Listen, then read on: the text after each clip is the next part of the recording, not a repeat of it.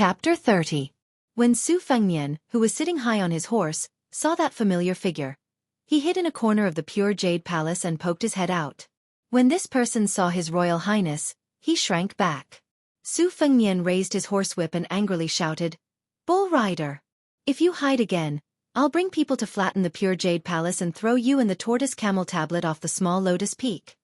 The young Taoist with the highest hopes of Wudong Mountain in the past 100 years appeared in front of everyone. He stopped far away from the Bailiang cavalry and bowed. With a face full of happiness he said, "This little Taoist greets His Royal Highness." This martial granduncle politely saluted Su Fengnian, but his eyes were always fixed on the white-haired, black-robed old man. Wudong Mountain was known for half of the world's internal strength coming from the Jade Pillar. In addition to Wudong Mountain's famous swordsmanship, it also focused on internal strength cultivation. It was a model for both internal and external strength cultivation. The Taoist had seen many senior brothers of the same generation on the Big Lotus Peak. He had experienced the phenomenon of internal strength reaching the realm of perfection. The old man in front of him who used a strange blade technique was clearly like this. His chi was endless, and he looked like a difficult person to deal with. The martial granduncle of Wudong Mountain, who had not yet reached the age of 30, subconsciously took 2 steps back. He threw a look at His Royal Highness, who had the momentum to flatten Wudong Mountain. Su Fengnian threw back a look, and the martial granduncle returned a look. This repeated over and over again, causing the onlookers to be at a loss. They did not know what the two of them were up to. In the end, in the eyes of the pure Jade Palace's Taoist, the martial granduncle had undoubtedly won. He definitely had the bearing of a grandmaster who won without a fight. Everyone saw the martial granduncle turn around and walk away confidently. His body exuded an inexhaustible aura, while the repulsive His Royal Highness only followed him up the steps of Wudong Mountain with a white-haired old man. The Taoist priests were relieved. The martial granduncle was indeed the martial granduncle. Without saying a word, he made the debauchee surnamed Su compromise. However, the Taoist priests did not know that the 3 of them had arrived at a secluded place. In their hearts, the martial granduncle, who was second only to the immortal's finger-breaking Conglan, was kicked and punched by Su Fengnian for an entire incense sticks. Martial granduncle's pleading, "When you hit people, don't hit's face, when you kick people, kicks's martial granduncle, bird's bird." After finishing the work, Su Fengnian performed the technique of circulating his qi in his dantian. Finally, he felt refreshed.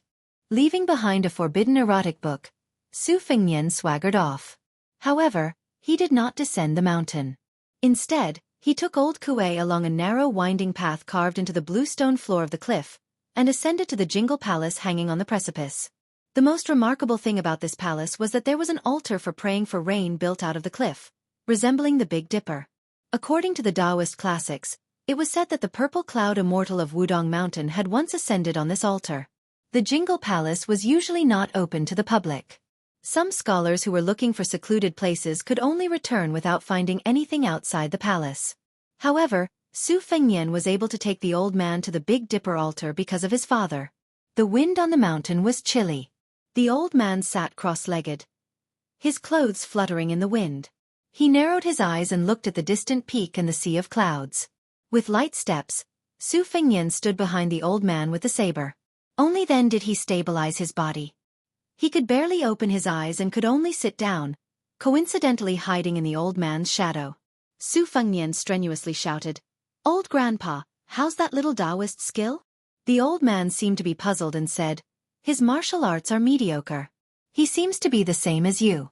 It's a pity that father and mother gave him such a good physique. As for the Tao technique, I don't know how to test it. I don't know, but it shouldn't be too bad or too good. Most of the difficult things in the world can't escape the path of sailing against the current. If one is not willing to endure hardships, how can one become a talent? It's strange. Why did Wudong Mountain choose this material?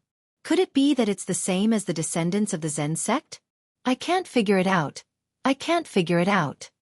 Su Fengnian was even more puzzled. He asked, "Can this Tao technique be eaten? Or can it be used to kill people?" The old man thought for a while and laughed. "Kid, you asked the wrong person. It can't be used to kill people." The young Taoist from Wudong Mountain, who was of the same generation as the supreme leader, put his hands into the sleeves of his Taoist robe and stood at the edge of the altar. However, He refused to step on the 7 stars and smiled as he gave the answer. Looking at his figure, he wasn't like the old man who was as immovable as a mountain, nor was he like Su Fengnian who was stumbling. He only swayed with the wind, swaying and swaying. The amplitude was not too big nor too small. Su Fengnian's eyes were poor. He didn't see the knack. He just turned around and stared at the bull-riding Taoist who made his sister leave Bailiang with regret. He asked gloomily, Hong Shixiang, why don't you want to go down the mountain and walk through the Black Tortoise Will Prosper Memorial Arch? The youngest ancestor in Wudong Taoist's 1,000-year history grinned, his face blushing with embarrassment. He said, I came up the mountain when I was 5 and learned a little bit of divination when I was 8. Master told me to calculate a little every day, a little every month, and a big one every year to calculate when I can go down the mountain and when I need to go into seclusion on the mountain. But ever since I learned this knowledge, there hasn't been a day that I don't need to go into seclusion. Su Fengnian didn't take it seriously. He sneered. I heard that your master set a rule for you before he died. If you don't become the best in the world, you can't go down the mountain? Then it seems like you won't be able to go down the mountain for the rest of your life.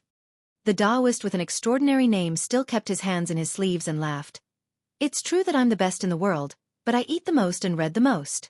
Master didn't say that I'm the best in martial arts. There will be a day when I go down the mountain. Su Fengnian got up with difficulty and looked in the direction of Jiangnan. He said softly, but at that time I'll be old. When we meet again, white hair will meet white hair. Is it useful? Hong Shixiang closed his eyes and didn't say anything. Su Fengnian let out a long breath and snorted coldly. He walked out of the altar and passed by the Taoist priest. He stopped and asked, What do you think of my sister? The Taoist priest, who had been in the lapis lazuli world for as long as he could remember, said softly, She's the best. Su Fengnian walked out of the Jingle Palace with an expressionless face. Behind him, the old man with the fierce blade seemed to be deep in thought. Zhao Shixiang waited for His Royal Highness to walk away. Then, he squatted down in an inelegant posture and rested his cheeks on his hands. He was lost in thought and muttered to himself, Red beans grow in the southern kingdom. Spring comes and the branches grow and wither in winter. It's better not to miss than not to miss. Above the Taoist priest's head, dozens of red-crowned cranes full of spiritual energy circled and cried, making him look like a celestial immortal. He suddenly clutched his stomach and said with a frown, I'm hungry again. When they were going down the mountain, the old man suddenly clicked his tongue and said, Interesting. That little cow-nosed Taoist priest has some skills. Su Fengnian wasn't very interested and asked perfunctorily, What do you mean? The old man said uncertainly, That kid cultivates the supreme way of heaven. Su Fengnian felt a headache when he heard this nonsense. He frowned and said, There are people who go to a dead end for something so mysterious and empty? Aren't they afraid that they'll find out in the end? The old man laughed and said, I don't like these confusing things either. Su Fengnian arrived at the archway at the foot of the mountain. He ignored the bowing and scraping of the Taoist priests and looked up at the mountain. He scolded, That turtle hiding in its shell. 200 cavalrymen standing respectfully at the foot of the steps saw His Royal Highness and mounted their horses again. Their movements were neat and clean without any superfluity. The Bailiang cavalry were all equipped with angry horses and fresh armor. Every year, they would be dragged to the border by the Great Pillar State for actual combat training. In addition, the Liangdi people were valiant and many of the women were good at archery and horse riding. This was their most unique advantage. For example, Su Fengnian's elder sister Su Jihu was adept at riding and archery since she was young. Not to mention his second sister Su Weisheng. Not only was her horsemanship excellent, her swordsmanship was even better. She was better than apes and monkeys and had the reputation of being an antelope. She started killing people at the age of 13 and had cut off nearly 100 heads. The Liangdi people were warlike since ancient times. Therefore, in the eyes of experts, the Bailiang cavalry was far more powerful than the troops and horses under the king of Yanlu and king of Jiaodong. They deserved to be called the lions of 100 battles. The old man waited for Su Fengnian to mount his horse. He laughed and said, Kid, I won't go back to the palace. Without Huang Laojiu, it's really boring. Su Fengnian blinked his eyes and persuaded, Why don't you wait for me to reach adulthood first? Without old grandpa, Fengnian would have died at the bottom of the lake. There's still about half a year left.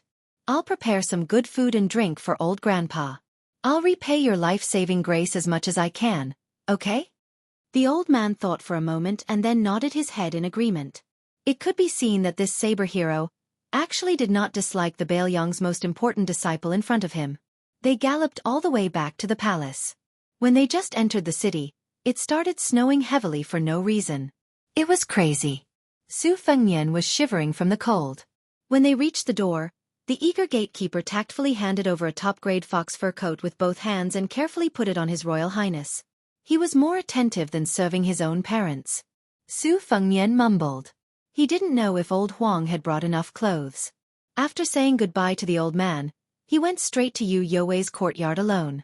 A beautiful woman was left out in the cold. It was too wasteful for her to admire herself all day long. It was not good. It was not in line with Su Fengnian's temperament of watering flowers. On the way, he passed by Zhang Ni's poor residence that could not be considered a courtyard. He saw the fallen princess in thin clothes half squatting to build a snowman.